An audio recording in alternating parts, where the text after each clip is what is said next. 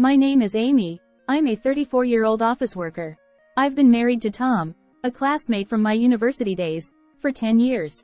Actually, we don't have children yet. This is because I had a surgery due to illness when I was a child, and which has made it difficult for me to conceive. At the beginning of our marriage, my parents-in-law were looking forward to holding their grandchild soon. Of course, it has to be a boy. He'll be the son and heir. That's right. Amy must give birth to a boy. My parents-in-law's family isn't a venerable one. My father-in-law is an office worker, and my mother-in-law is a typical housewife. Although my husband is the eldest son, he is always a bit absent-minded. I remember the day vividly when my parents-in-law got upset and came to my house. That was just after we told them that we were thinking neither to inherit their house nor live together. They came to our house again and again, shedding tears as they tried to persuade us, so it was quite a struggle to make them give up. However, I explained that in order to live with my in-laws, my husband would have to quit his current job and it would be difficult for him to find another job as a regular employee with the same treatment due to the recession. Despite this, my parents-in-law insisted they could introduce someone who could help him find a job and urged us to come over. My husband seemed astonished and said to them, "If you keep pushing, I'll cut ties with you." For both of them, the statement from their own son seemed to be quite tough, and the discussion about living together ended there. However, it was a different story when it came to urging grandchildren. After years passed without having children, my mother-in-law finally reached her breaking point and began persistently contacting us. When will we ever get to hold a grandchild? We aren't getting any younger, you know. It's about time you start thinking about the future. I'm sorry, but there's nothing we can do about it. Even though I was asked, "When will you have a child?" I was the one who wanted to know the most. While our friends who got married after us were getting pregnant one after another, why couldn't we have a baby? Was it because of our unhealthy diet, or lack of exercise? Though I looked back on my habit, the reason was unclear. Recently, my husband and I went together for a consultation at a fertility clinic, but no specific cause was found. If there had been a cause, there might have been a chance of pregnancy through treatment. However, the doctor also looked at the test results and was puzzled. There doesn't seem to be any major health issue that specifically hinders pregnancy. It might just be a matter of timing. Why don't you wait and see how it goes for a while? Even if the doctor said so, I'm already 34. The older I get, the more difficult it is to be pregnant. When I told that, the doctor suggested an advanced treatment. However, that treatment costs a couple $100,000 per session. Whether to undergo the treatment or not eventually became a discussion with my husband. Every night as I got into bed, I've started researching about the treatment, and it often led to sleepless nights. We decided to take our time and consider whether it's really better to undergo the treatment or to continue our lives with just the two of us. However, it's not just my mother-in-law who didn't allow it. My sister-in-law, Nancy, often teamed up with my mother-in-law to speak ill of me. On that day, when I finished work early and was about to go shopping, suddenly my phone rang. It was from my sister-in-law, Nancy. "Hello? I heard from my mom. You're having trouble having a baby, aren't you?" "Yes, that's right." "Hey, Tom is the heir to this house. Don't you understand how serious it is if you don't have a boy? How long are you two going to fool around? You have to start thinking seriously about the future." "We're not fooling around. We're seriously considering it ourselves. Please don't pressure us like this." I couldn't understand why I had to be told such things. What's even more unforgivable is that all these phone calls and remarks were made when my husband wasn't around. That's why my husband had no idea he's being subjected to such heartless words from both of them. Since they kept calling repeatedly despite being at work, I told her not to call me during the day unless it was an emergency. As soon as she heard these words, my mother-in-law erupted in anger. What are you saying? Not having an heir is an emergency. It's because you're always working so much that you can't conceive. She yelled so loudly that people around us could hear, and they started looking at me with disapproval. That's enough. Anyway, I'm going to hang up. Feeling uneasy, I hurriedly ended the call, but it was already too late. Can I have a moment? I was suddenly called by my boss and we had a discussion in the conference room. Lately, you have been getting a lot of calls during work hours. Isn't it inappropriate for everyone to keep answering personal calls while on duty? I'm terribly sorry. I'll make sure to explain to my mother-in-law about this. If it's an emergency, it can't be helped. But it doesn't seem like that's the case. Right? If it continues, I'll have to report it to the president. Being cautioned by my boss and looked at disapprovingly by those around me, I felt mentally exhausted. Even my colleagues with whom I had been close seemed distant, and I found myself eating lunch alone more often. Despite working diligently, I couldn't understand how things had come to this. Before I knew it, I had lost 11 pounds in weight. I had a poor complexion due to the inability to eat, and I had been feeling unwell for a while. Even the colleagues who had been distant before seemed to realize the severity of the situation and suggested taking a break from work. However, I was in no condition to even listen to their advice properly. After I got home, I sat alone in the dark room, shedding tears without even turning on the lights. My husband found me when he got home in such a state, hurried to my side. What's wrong? What happened? He dropped his bag and rushed over to me. Upon seeing his face, I felt reassured and suddenly burst into tears. I continued crying until my voice became hoarse, and throughout, my husband was gently patting my back. After I calmed down from crying, I told my husband everything that had happened. I explained how my mother-in-law repeatedly called me during work, urging me to have a child, and how my sister-in-law would join in, pressuring me to have a successor. I didn't hide anything, even mentioning how I received a scolding from my boss because of the frequent calls during work hours. It's a family matter, and they're my husband's family. Hearing negative comments about our own family isn't pleasant for anyone. But my husband listened to me without interrupting, until the end. I'm sorry for saying all that about your family, but I just can't take it anymore. With tears held back, I told my husband in a trembling voice, and suddenly, he pulled out his phone from his pocket. Hey, Mom? Will you stop calling Amy from now on? What you've been doing is bullying her.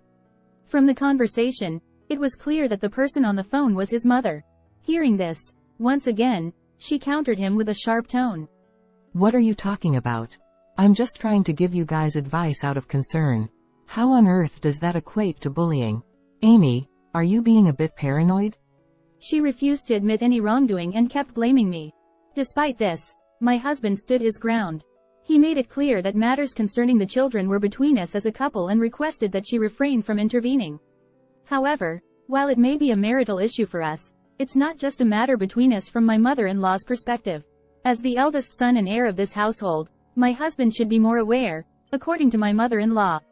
I didn't expect that there were still people bringing up the issue of the heir even in this era. I listened with astonishment to her words, feeling incredulous inside. As the conversations with my mother-in-law became increasingly tiresome due to the lack of understanding, my husband sighed heavily right in front of me. Listen, Amy has been getting scolded by her boss because of you guys. Doesn't it break your heart to see Amy, who's working so diligently, being treated unfairly? Please, stop calling. With that said, he abruptly ended the call. Sorry for the trouble caused by my mom and sister. You can ignore their calls and texts, and feel free to block them if you want. Thanks for speaking up for me. Yeah, I'll block them. After that day, we didn't receive any calls or texts from them. When they couldn't reach me, they started calling my husband. At first, he dealt with it casually, but as it became more troublesome, he seemed to reach his limit. Enough is enough. I won't answer your calls anymore, and I'll block your messages. With that, even my husband started blocking their calls and messages. The two who couldn't accept it showed up at our house later, banging on the front door and shouting loudly. Hey Tom, Amy? We are here, open up quickly. We've come all the way to visit, so why can't you even welcome us properly? What kind of upbringing did you have? I'd like to see your parents' faces. While they criticize us for not opening the front door, isn't it more uncouth to shout loudly at 6 a.m. on a holiday? My husband was awakened by the commotion, and was quite angry, not only because he had just woken up but also because his mother and sister had been making noise outside since the morning. Enough already. Do you know what time it is? If you make any more noise, I'll call the police. Just mentioning the word, police, might make many people hesitate and stop their harassment, wouldn't it? However, even when they heard that, they didn't leave. Instead, they showed a stance that they wouldn't leave until they were let in the house. Thinking that it would be a considerable nuisance to the neighbors, we reluctantly unlocked the door. As the door opened, they casually kicked off their shoes and barged into the room. What do you think you're doing? Ignoring calls and messages. Is this how you treat your real parents? Exactly. It's so disrespectful of you as a daughter-in-law. Especially when I came to share the news of my pregnancy. What? Pregnant?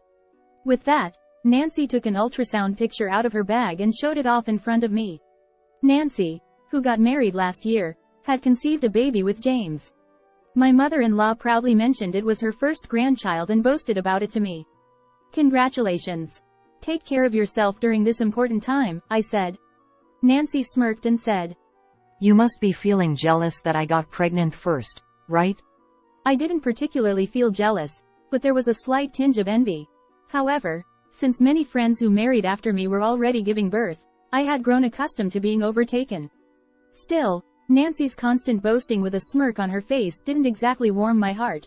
Probably Nancy's pregnancy had shifted my in-laws' focus. My husband's mother had simply stopped bombarding him with incessant calls. However, my mother-in-law seemed a bit disappointed that the baby turned out to be a girl, as she had her heart set on a boy initially. Nevertheless, I think it was happy that they had come to see us. When my husband expressed this sentiment to them, my usually opinionated mother-in-law fell silent. We hadn't given up either. We kept going to the hospital repeatedly, continuing with the treatments. Sometime later, we knew that Nancy had given birth. Looking at the photos, the baby had fair skin and sparkling eyes, undeniably adorable. After things settled down, family members gathered so my husband and I attended with a gift to celebrate. Seeing the baby peacefully sleeping in the corner of the crib, I couldn't help but smile. Oh, how adorable she is. Her eyes look just like Nancy's. Tom remarked. James approached us while we were conversing and asked if we wanted to hold the baby. Holding the baby with unfamiliar hands, I was first surprised by how light she was. Watching her sleep so peacefully in my husband's arms, I wondered if we would feel such endearment if we had our own child. At the dinner table, the conversation naturally turned to the baby, and once again, our situation was brought up by relatives. You've been married for years now. Why haven't you had children? Being parents is what makes you complete. You need to become parents soon to reassure your own parents. Such remarks pierced my heart, leaving me feeling uneasy. As I struggled with the conversation, Tom, who was sitting next to me, responded. That's true, but having a child is a blessing. We want to be well prepared whenever the baby decides to come. As my husband responded with a smile, they didn't pursue the matter further. But, 2 weeks after meeting Nancy's baby, a miracle happened to us. Surprisingly, we found out that I was pregnant. Despite years of struggling with infertility, both my husband and I were overjoyed at the long-awaited pregnancy. However, since it was still early in the pregnancy and I was not yet in the stable phase, we decided to not inform our parents until the stable phase came. Shortly after learning about the pregnancy, morning sickness set in, and I experienced several days of poor health. I couldn't manage household chores properly, and even going to work became challenging. When I consulted my boss about it, they suggested taking a break until my health improved. Considering my long history of treatment, those around me refrained from urging me to go to work. Grateful for their consideration, I decided to take a break until my health improved. My husband, despite being busy with work, actively helped with the household chores. Are you okay, Amy? I got something light that you might be able to eat. Do you think you can eat it? Thank you. I can't believe how nauseous I feel. It's tough. I'll do my best to make you feel more comfortable. Thank you. My husband was very kind, taking care of me and actively assisting with household chores despite being busy with his own work. He did everything without complaint, allowing me to rest assured and relax during this difficult time. 4 months into the pregnancy. The baby was growing well, and my belly had started to swell slightly. Just when I was about to inform my parents, my mother-in-law and sister-in-law caused a huge incident. It happened when my husband and I were visiting our hometown together. Since my parents' house was in another prefecture, we drove for 2 hours one way. Dad, Mom, I have a baby in my belly now. It's the long-awaited pregnancy I've been waiting for. When my parents learned about my pregnancy, they were overjoyed. Especially my mother, who knew how much I had struggled, shed tears of joy. Although she hadn't mentioned it, I'm sure my mother had been eagerly awaiting a grandchild. Congratulations. Take care of yourself during this crucial time. Thank you. We plan to visit again when it's time for giving birth. We stayed overnight and returned home the next morning. When I tried to unlock the front door, our nosy neighbor, Mr. Ollivander, from down the street, showed up. He wasn't a bad person, But once he got involved, he tended to stick around, making him a bit of a hassle. As I looked at his face, he seemed troubled about something. Can I have a word? Sure, what is it? From your house, the crying of a baby was quite loud yesterday. Are you taking care of it properly? Huh? A baby? What are you talking about, Mr. Ollivander? My baby is still in my belly. The baby hasn't been born yet. Huh? But it was really loud yesterday, and Mrs. Sean and I were worried. It seemed to be coming from inside your house. Not understanding what he meant, I decided to open the house and check the rooms. There was no baby born yet in our house, so it must have been a misunderstanding on Mr. Ollivander's part. Hey Amy, it's urgent. Come over here. What's wrong? Wait, what is this? In the middle of the living room, there was a baby lying on a futon. The baby looked unwell, with a full diaper emitting a foul smell. Wait, isn't this Nancy's baby? I recognized the baby. It was the girl born to Nancy. But why was she sleeping here? There were many questions, but at the moment, we needed to call an ambulance and the police. My husband and I made calls, and within about 10 minutes, both the ambulance and the police arrived. The baby was quickly taken away by the ambulance, and during that time, my husband and I were asked by the police. Mr. Ollivander, who claimed to have heard the crying yesterday, also participated in the police inquiry. Was it around 2 p.m. yesterday? I saw 2 women entering this house. One of them was carrying a baby, so I assumed it was yours. The crying was quite loud, echoing outside. We left for my parents' house yesterday around 10 a.m. Besides, as you saw, our baby hasn't been born yet. Those 2 women were probably my mother-in-law and sister-in-law. To be sure, we tried calling my mother-in-law and sister-in-law, but couldn't reach them. So, my husband called Nancy's husband. Unexpectedly, we got shocking news. Nancy and my mother-in-law were apparently on a trip to South Korea together. Nancy mentioned that our daughter was supposed to be with you, Amy. That's why I didn't make any confirmation calls. I never imagined this would happen. They probably assumed we'd be back that day, so she left the baby. They never expected us not to return during the day. I quickly told him the hospital information and he said he would head there immediately. After explaining the situation to the police, they said they would ask my mother-in-law and her daughter upon their return and left my house. After the police left, anger began to well up inside naturally. I couldn't forgive leaving their child alone in such a room just because they wanted to have fun. My husband and I headed to the hospital where the baby was transported. The doctor informed us that while the baby was weak, there were no life-threatening issues, and she could likely go home in 2 to 3 days. Oh, thank goodness. I was so worried about what might have happened. Amy, Tom, I'm truly sorry for what happened. Nancy's actions led to a terrible incident. No, we're just relieved that nothing serious happened. However, there are still lingering mysteries. One of them is how they managed to break into our home. Neither my husband nor I have given out spare keys to anyone. How could they have possibly gained access? Regardless, we need to change the locks as soon as possible. I'll contact a locksmith to come over. Yeah, let's do that. But, will only changing the locks truly solve the problem? As long as they know where our house is, they might come back again. Fortunately, the house was company-owned, and we've been considering buying our own home when we have kids. I should discuss it with my husband and we should consider moving to a different location until the house is ready. Sometime later, I received a call from James. He informed me that upon their return to Japan, they were immediately taken into police custody for questioning. Apparently, they had assumed that I would take care of her baby, so they left at home. They never expected that we weren't supposed to come back. They were taken in by the police on suspicion of child abandonment. However, they seemed unwilling to accept responsibility. I'm not guilty. Amy is the one at fault. She didn't take care of her in my place. I'm innocent.